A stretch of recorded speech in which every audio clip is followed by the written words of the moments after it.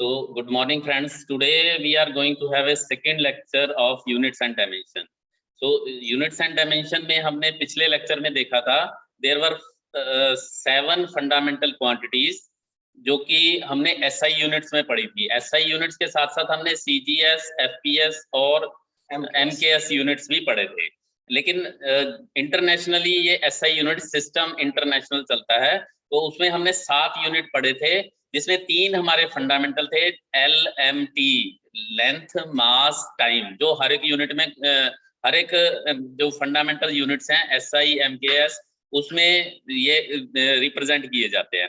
SI units में अगर देखा जाए तो लेंथ को M से करते हैं, मास को kg से, टाइम को सेकंड से या S से करते हैं, टेम्परेचर को केल्विन से, इलेक्ट्रिक करंट को एम्पियर A से, और ल्यूमिनस इंटेंसिटी कैंडेला. एक कमेंट्स में किसी ने पूछा भी था ये ल्यूमिनस इंटेंसिटी क्या होती है. तो जब ब्राइटनेस ऑफ जो लाइट की ब्राइटनेस होती है वो ल्यूमिनस इंटेंसिटी होती है, उसको CD या कैंडेला से करते हैं. अमाउंट ऑफ सब्सटेंस मोल से होता है. हाँ जी बच्चों, तो लास्ट लेक्चर में मैंने आपको बताया था कि जो हमारे सबसे मेन 3 फंडामेंटल क्वांटिटी है वो है MLT. ठीक है, तो उसी को ही आज हम यूज करके आज अपना सेकंड लेक्चर में करने जा रहे हैं. डायमेंशंस पढ़ेंगे. डायमेंशंस में क्या है, हमने सबसे ज्यादा फंडामेंटल यूनिट्स का यूज करना है. फंडामेंटल यूनिट्स में हमारे आ जाते हैं मास, लेंथ एंड टाइम. जैसा कि नारायण सर ने आपको बताया है, तीनों चीजें, मास को हम केजी में मापते हैं, लेंथ को मीटर में और टाइम को सेकंड में. तो देखिए डायमेंशन में हमने बेसिकली क्या करना है, डायमेंशंस में इन तीनों चीजों की पावर्स का डिस्कस करते हैं हम. The powers to which the fundamental units of mass, length and time written as ML and T are arranged, which included their nature and not their magnitude. इस चीज का आपने ध्यान देना है. जो एग्जांपल देखिए आप, एरिया का हम एग्जांपल ले रहे हैं. एरिया का फॉर्मूला होता है लेंथ इनटू ब्रेड्थ. लेंथ को हम जो आपका डायमेंशनल फॉर्मूला है उसको यूज करेंगे कैपिटल L से, और कैपिटल L की जो पावर देखिए यूज की हुई है वो 1 पावर यूज की हुई है, और जो ब्रेड्थ है वो भी आपकी लेंथ में ही हम L से डिनोट करते हैं, और उसको भी हमने पावर 1 से शो करना है. नाउ ये देखा जाए कि लेंथ जो है वो भी L है और ब्रेड्थ जो है वो भी L है, because it is a length. वो भी देखा जाए, ब्रेड्थ भी जो है एक लंबाई का ही यूनिट है, एक लेंथ का यूनिट है, तो उसको L से ही, MLT में L से ही डिनोट किया जाएगा. वो M भी नहीं है और T भी नहीं है. तो जब इनका मल्टीप्लिकेशन होगा तो मल्टीप्लिकेशन L की पावर 1, L की पावर 1 को मल्टीप्लाई करेंगे तो ये L की पावर 2 हो जाएगा. Now there is nothing like M in this and nothing like T. तो अगर हम पूरी इक्वेशन को इसको दिखाएंगे तो M is 0, L is 2 and T is 0. हाँ जी बच्चों, तो मैं एक बात आपसे और शेयर करना चाहता हूँ. पिछले लेक्चर में कुछ बच्चे कहे थे सर आप वही पढ़ते हो जो स्क्रीन पर लिखा होता है, इसके अलावा आप कुछ नहीं बताते. तो बच्चों इसलिए मैं ये टैक्टिक्स यूज करता हूँ क्योंकि हमारे पास कई बच्चे ऐसे हैं जो बिल्कुल बेसिक बैकग्राउंड से हैं, तो उनको नोट्स चाहिए होते हैं साथ साथ. तो इसलिए मेरा इंपॉर्टेंस यही होता है कि जो भी मैं आपके साथ शेयर करूँ उसका नोट्स आपको PPT में आपको सामने आते हैं. ठीक है, तो उसके हिसाब से हम, उसी के हिसाब से मेरी सारी प्रेजेंटेशन बनी होती है. तो आगे देखिए, पावर जो हमने अभी MLT की पावर यहाँ पे डिस्कस की, तो एरिया में सिर्फ L की पावर यूज हो रही है, L की पावर 2. तो जो यहाँ पे हम पावर निकालेंगे तो वो M की होगी 0, L की होगी 2 और T की होगी 0, 0, 2, 0. तो ये हो गए हमारे fundamental units are called dimensions of area in terms of mass, length and time. अब सिमिलर एग्जांपल हम एक और लेते हैं डेंसिटी का. मैं चाहता हूं कि आप खुद से इसको कैलकुलेट करके देखें डेंसिटी के फॉर्मूला यूज करके. क्या फॉर्मूला होता है, मास अपॉन वॉल्यूम. अब मास का जो आपका डायमेंशनल फॉर्मूला है वो क्या बनेगा, M बनेगा. इसमें L की कोई वैल्यू नहीं आएगी, L 0 होगा और T भी 0 होगा, M की पावर 1 होगी. और जो वॉल्यूम है वो क्या होता है, L क्यूब. तो आपने ध्यान देना है M अपॉन L क्यूब. और जब हम इसको सिंप्लीफाई लिखेंगे, M की पावर 1, L की पावर -3 और T की power 0. Now I will elaborate this. M मास जो है वो M से ही दिखाया जाएगा. वॉल्यूम अगर देखा जाए तो वॉल्यूम क्या होता है, length into breadth into height. Length भी लेंथ है, ब्रेड्थ भी लेंथ है और हाइट भी लेंथ है. तीनों ही लेंथ के यूनिट में आती है, तो इसलिए ये L क्यूब बन जाती है. आप कहेंगे हो सकता है वो ये ना हो कि वो क्यूब ना हो, लेकिन अगर लेंथ के यूनिट में देखा जाए तो l की क्यूब हो जाएगा, तो m divided by l cube, it will become m की पावर 1, l क्यूब जब ऊपर जाएगा तो l की पावर -3 हो जाएगा, और t is always there, t हमारा यहाँ पे 0 होगा। इसके बाद नेक्स्ट देखते हैं हम dimensional formula and SI units of some other physical quantities. तो बेटा सबसे पहले जो इसमें इंपॉर्टेंट है वो है आपका डायमेंशनल फॉर्मूला, कैसे आपने क्रिएट करना है। तो डायमेंशनल फॉर्मूला की डेफिनेशन देखिए क्या होती है, an expression along with powers of mass, length and time which indicates how physical quantity depends upon fundamental physical quantity. तो जैसे कि मैंने आपको बताया था, फंडामेंटल फिजिकल क्वांटिटी कौन सी यूज करनी है हमने, MLT, तो उनका ही यूज करके हमने डायमेंशनल फॉर्मूला क्रिएट करना है कोई भी। अब हम एग्जांपल ले रहे हैं डायमेंशनल फॉर्मूला स्पीड का। जैसे पहले हमने डेंसिटी का कैलकुलेट किया, स्पीड का क्या होता है, डिस्टेंस अपॉन टाइम। तो जैसा कि सर ने बताया, डिस्टेंस को हमने कैसे मेजर करना है, लेंथ में L से डिनोट करेंगे उसको, और टाइम को T से। तो L अपॉन T क्या हो जाएगा, M की वैल्यू इसमें 0 रहेगी, L की पावर 1 और T की पावर ऊपर जाके -1 हो जाएगी। तो हम स्पीड को लिख सकते हैं LT -1, और M को लिखने के लिए M0 दे देते हैं। It shows it does not depend upon the value of M, की स्पीड में M की वैल्यू का कोई रोल नहीं है। नाउ डायमेंशनल इक्वेशन अगर देखा जाए तो इसकी डेफिनेशन आपके पास 2 नंबर या 1 नंबर में आती है, थोड़ी इस डेफिनेशन की वो याद कर लीजिए। An equation obtained by equating the physical quantity with its dimensional formula। Left hand side में फिजिकल क्वांटिटी होती है और राइट साइड में डायमेंशनल फार्मूला होता है, जो कि अभी हमने क्रिएट किया MLT के साथ। It is called dimensional equation। The dimensional equation of area, density, velocity अभी हम देख चुके हैं। तो एरिया को हम कहेंगे M0 L स्क्वायर T0, या इसको दूसरी तरह कहेंगे M0 L2 T0। तो इसमें सिर्फ L, that means area is always dependent upon the 2 values of length.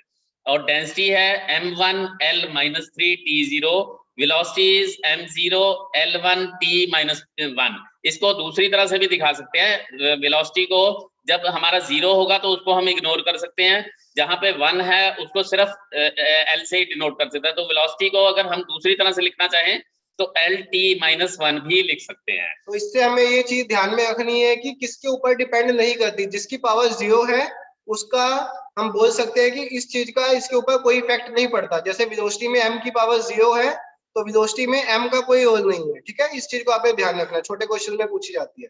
अब बात करते हैं dimensional formula, SI units and CGS units of some important physical quantities. तो मैंने आपके पास कुछ 10 से 15 फिजिकल क्वांटिटीज चुन के निकाली हैं, जिनके फॉर्मूलाज बहुत ज्यादा इंपॉर्टेंट हो जाते हैं हमारे एग्जाम पॉइंट ऑफ व्यू से। सबसे पहले देखिए फोर्स। बेटा फोर्स का आपको फॉर्मूला पता होना चाहिए, फिजिक्स में बहुत इंपॉर्टेंट है, मास इनटू एक्सेलरेशन। और इसके अकॉर्डिंग ही हमें इसके डायमेंशन बनाने हैं। मास के क्या होते हैं m की पावर 1, और एक्सेलरेशन क्या होते हैं, एक्सेलरेशन होती है आपकी वेलोसिटी अपॉन टाइम। वेलोसिटी के हमने पढ़े LT -1, और जब हम टाइम अगेन इसको डिवाइड कर देंगे तो LT -2 हो जाएगा।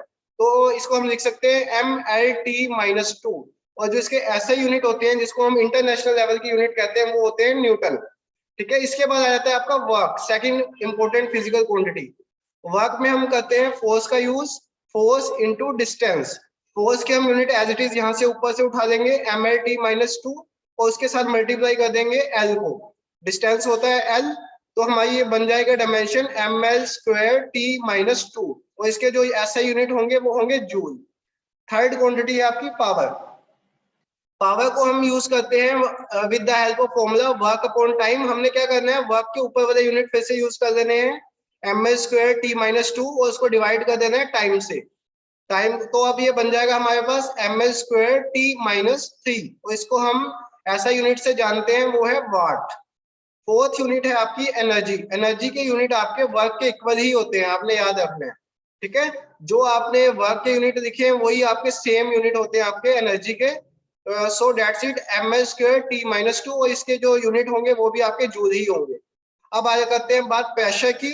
प्रेशर और स्ट्रेस के आपका फॉर्मूला सेम होता है, फोर्स अपॉन एरिया। और जो इसका आपका बन जाएगा फॉर्मूला, वो बन जाएगा ML -1 T -2 न्यूटन पर मीटर स्क्वायर। कैसे आया, सबसे पहले हमने फोर्स के डायमेंशन यूज करने हैं, यहाँ से नंबर 1 से MLT -2, उसको डिवाइड कर देना है L L स्क्वायर से।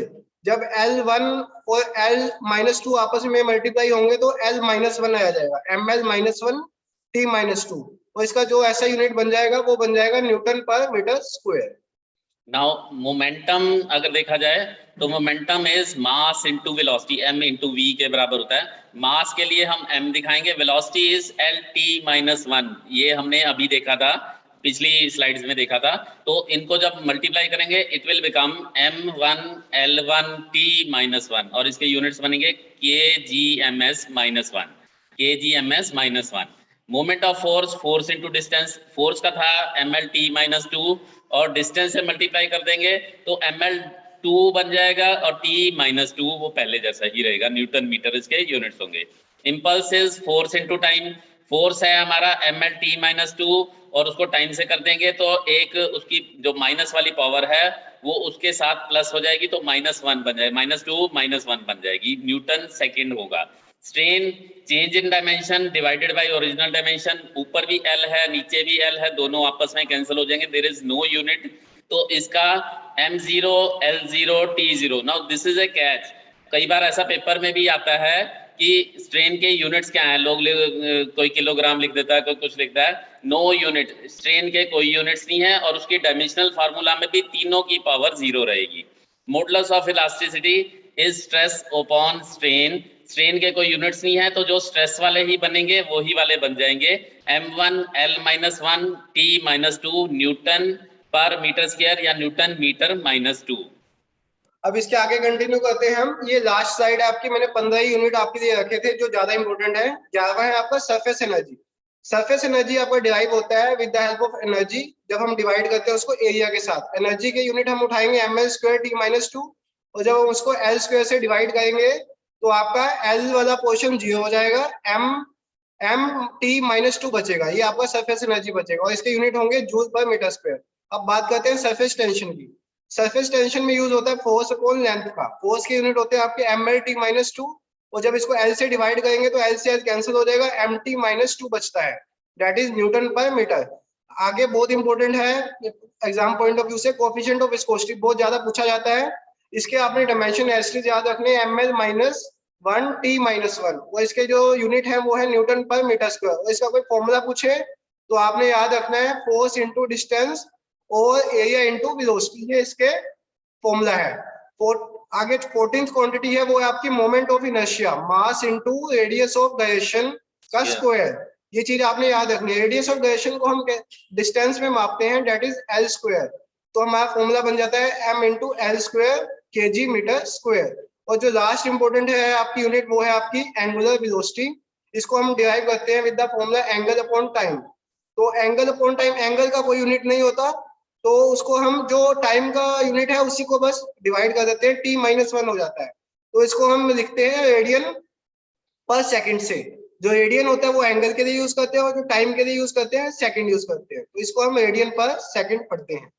नाउ ऑल दिस जितने भी हम फार्मूले यहाँ पे बता रहे हैं, आप प्लीज इनको स्लाइड्स को रोक रोक के इनको नोट कर लीजिए और उसके बाद इनको ड्राइव करने की कोशिश करिए, सो दैट एग्जाम में प्रैक्टिस होगी तो आप उसको कोई भी और भी आ जाए इनके अलावा भी तो वो भी आ जाएंगे। फॉर एग्जाम्पल जैसे फ्रीक्वेंसी है, इट इज 1/टाइम पीरियड, तो टाइम इज t से डिनोट करना है, m0 है, इसमें L भी 0 है, t जब नीचे आ जाएगा तो ऊपर जब जाएगा -1 बन जाएगा, t-1। एरिया हम ऑलरेडी डिस्कस कर चुके हैं, लेंथ इनटू ब्रेड्थ, L की 2 होगा मीटर स्क्वायर में। वॉल्यूम भी डिस्कस कर चुके हैं, L³ होगा जिसको हम मीटर क्यूब से दिखाएंगे। Density mass over volume m1 L-3 and t is 0 kilogram पर मीटर क्यूब। स्पीड भी हम डिस्कस कर चुके हैं, वेलोसिटी, स्पीड या वेलोसिटी होती है डिस्टेंस ओवर टाइम, तो डिस्टेंस इज L1 और टाइम t-1 बन जाएगा मीटर पर second. So that is all for today, thank you very much.